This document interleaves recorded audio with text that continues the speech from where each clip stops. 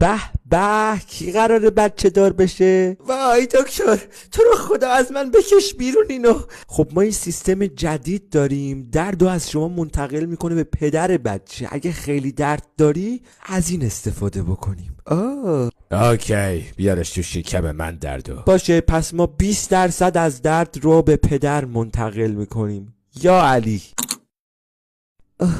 وای داره بهتر میشه. یس، قدرت. چیزی رو حس نمی کنم دکتر. بکنش 40%. اوه چه پدر قدرتمندی. بریم برای 40%. واقعا این سیستم رو دوست دارم.